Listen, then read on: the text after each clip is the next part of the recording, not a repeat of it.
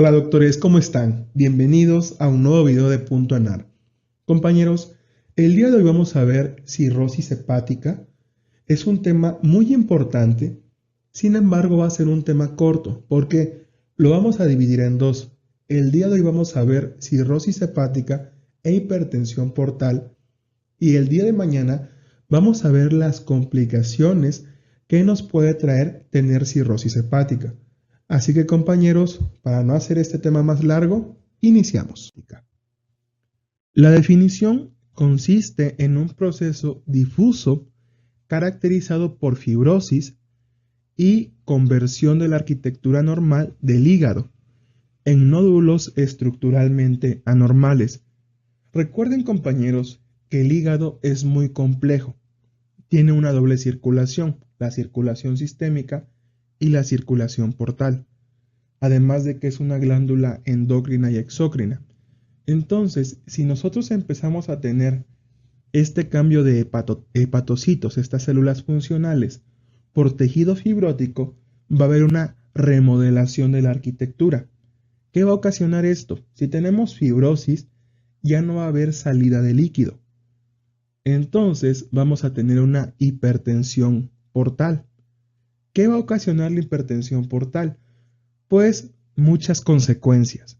Sangrado de tubo digestivo alto, vamos a tener ascitis, vamos a poder presentar múltiples patologías, por lo que prácticamente si les preguntan cuál es la fisiopato de todas estas complicaciones, surgen a partir de aquí, de esta fibrosis en el hígado.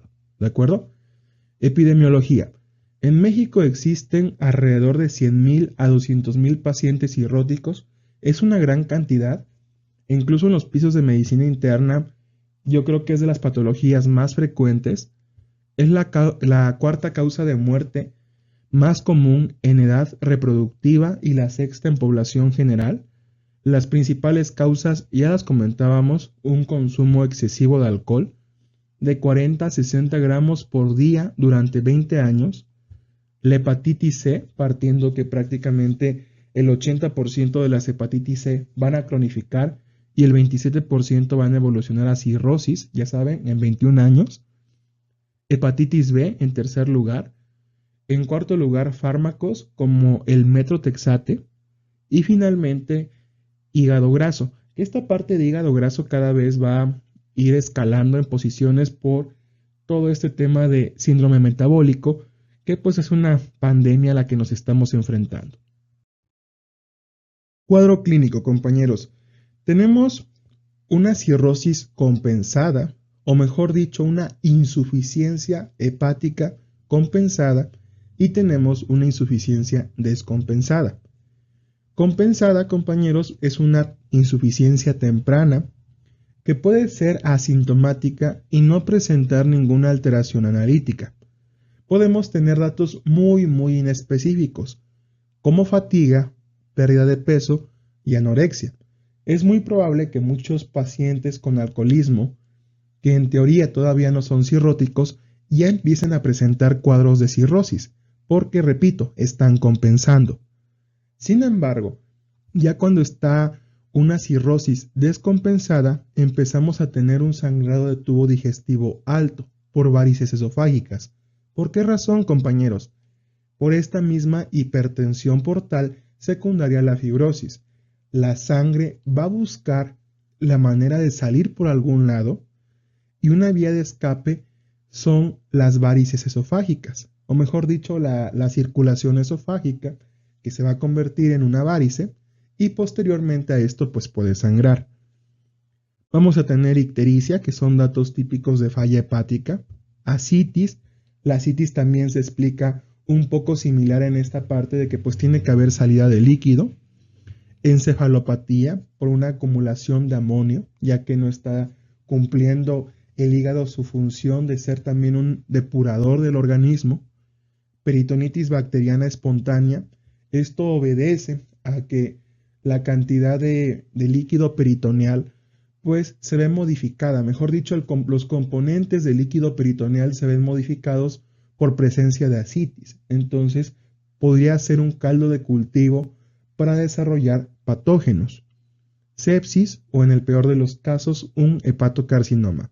Entonces, estos son los datos de una cirrosis descompensada. Y para esto, compañeros, vamos a una clasificación que es vital que se aprenda. Así como vimos que la de Sargar es importante, que los criterios de Centor son importantes, que el APGAR es importante, esta clasificación también lo es, la de Chill-Pugh. Esta clasificación, compañeros, es muy importante porque valora la sobrevida del paciente cirrótico y nos va a decir si está compensado, si ya existe un compromiso funcional o si ya está descompensado, ¿de acuerdo? Entonces, la escala de Chill-Pugh valora 5 parámetros.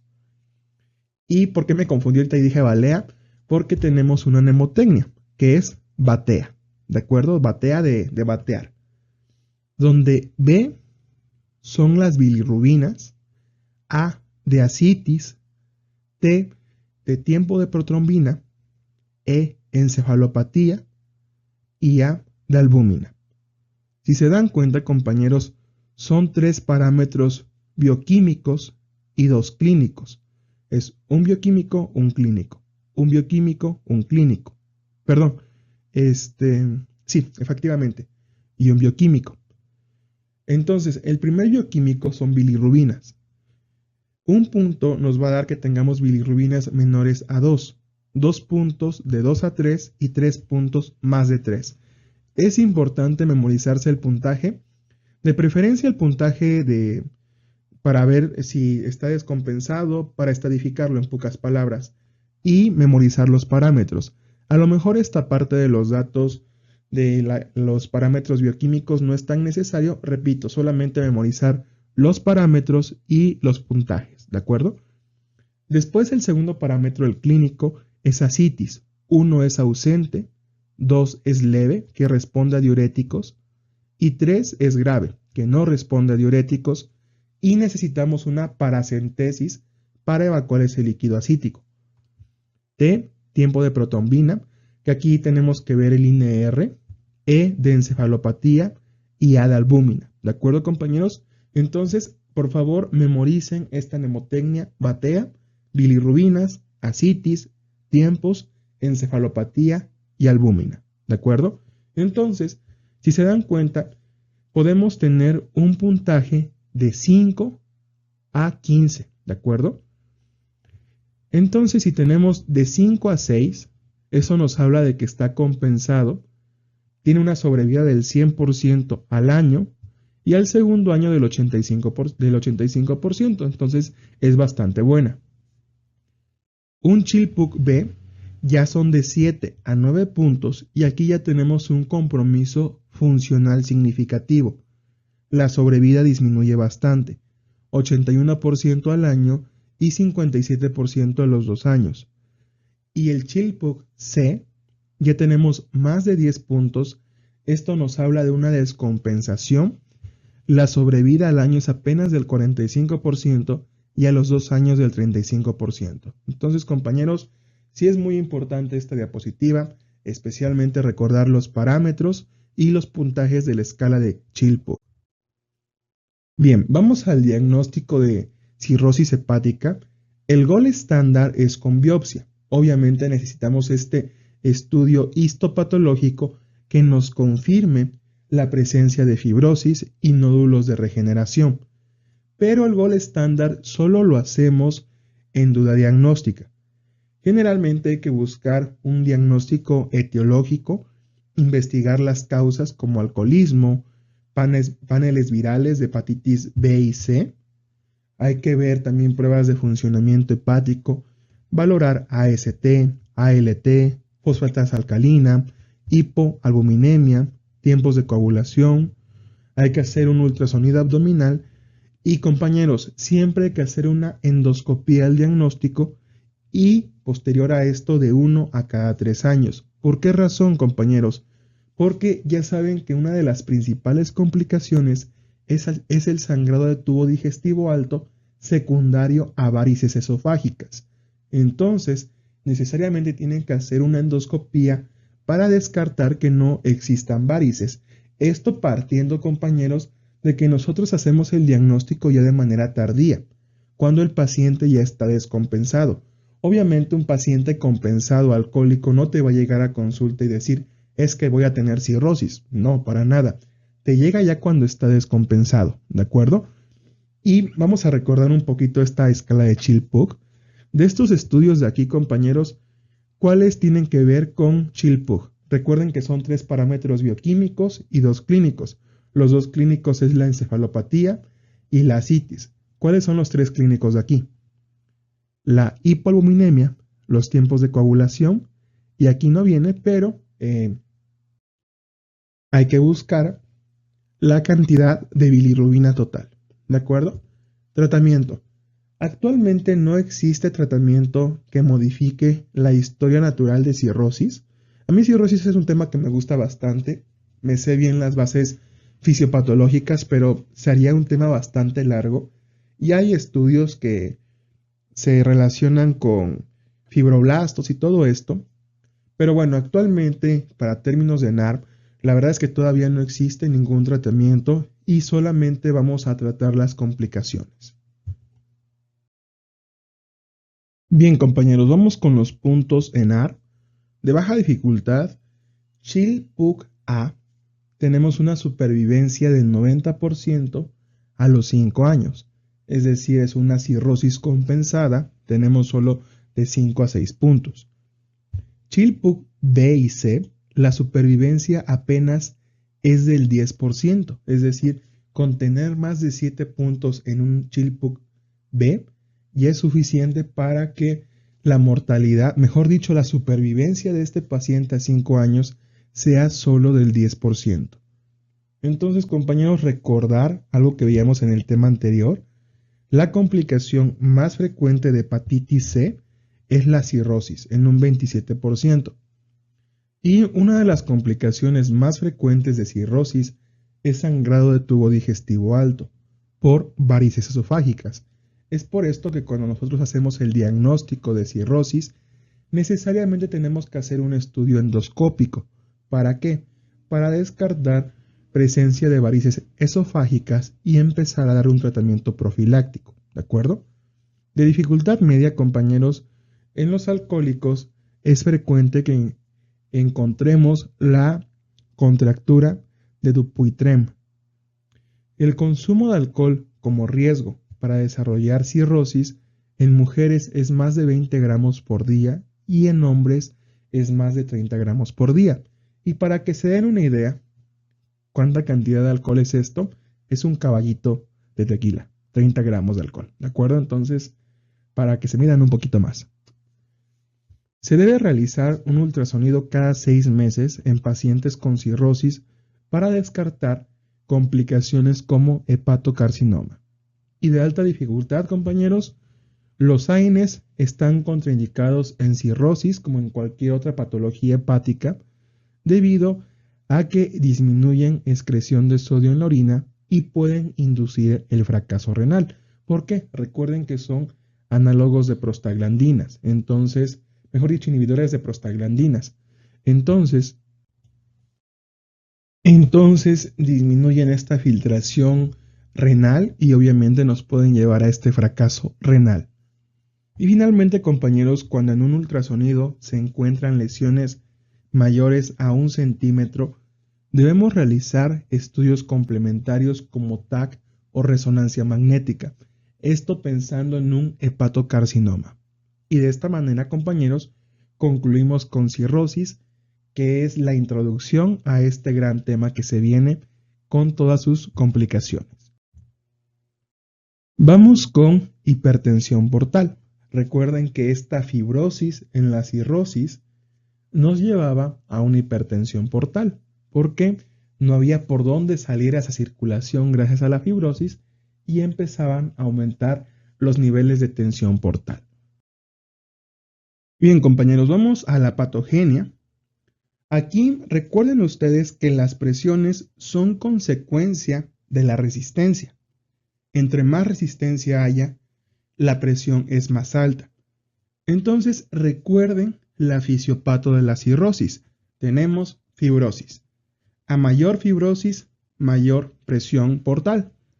Entonces, la principal complicación de la cirrosis va a ser precisamente la hipertensión portal. Y a raíz de la hipertensión portal, compañeros, vamos a tener las demás complicaciones. Por ejemplo, un sangrado de tubo digestivo alto, esto ya lo había comentado, la sangre va a buscar situaciones de fuga, lugares por donde escaparse. Y un buen punto de escape van a ser las venas esofágicas. Entonces vamos a tener un sangrado de tubo digestivo alto. Otra manera de escaparse es a través de el espacio extracelular. ¿Y cómo? A través de la ascitis. Entonces la hipertensión portal nos va a llevar a ascitis y a sangrado de tubo digestivo alto. Ahora, compañeros, las causas de hipertensión portal. Generalmente es cirrosis, pero tenemos 3 niveles. De manera prehepática, que esto se debe a trombosis de la porta o de la vena esplénica. Intrahepática, que es la más frecuente y precisamente es cirrosis. Y poshepática, que aquí entran flebopatías, entran síndromes oncológicos y cualquier ejemplo. Me interesa que se aprendan de memoria la intrahepática porque recuerden que aquí está la cirrosis y corresponde al 95% de las causas de hipertensión portal. El cuadro clínico, compañeros, como tal, repito, la hipertensión portal no va a tener manifestaciones clínicas salvo sus complicaciones, el sangrado de tubo digestivo alto y la ascitis. Sin embargo, sí es importante saber a qué presión empiezan a haber estas complicaciones y la vamos a definir como clínicamente significativa cuando la presión es mayor a 10 milímetros de mercurio. Cuando ya existe un riesgo de sangrado es cuando tenemos un gradiente mayor a 12 milímetros de mercurio. Y más de 20 milímetros de mercurio vamos a tener una de las peores complicaciones, que es encefalopatía. Los niveles de presión, compañeros, bibliografías lo marcan de manera distinta. Hay quienes dicen que es de 1 a 5 milímetros de mercurio, hay quienes dicen que es de 6 a 10. Yo dejo de 1 a 5 milímetros de mercurio y de 6 a 10 lo vamos a manejar como una manera subclínica, ¿de acuerdo? Entonces, como les dije, la principal manifestación va a ser el sangrado de tubo digestivo y la ascitis. Sin embargo, podemos tener trombocitopenia, esplenomegalia, hiperesplenismo. ¿Por qué? Porque va a haber un aumento del flujo esplácnico. Y lo ya comentado, la ascitis y varices esofágicas.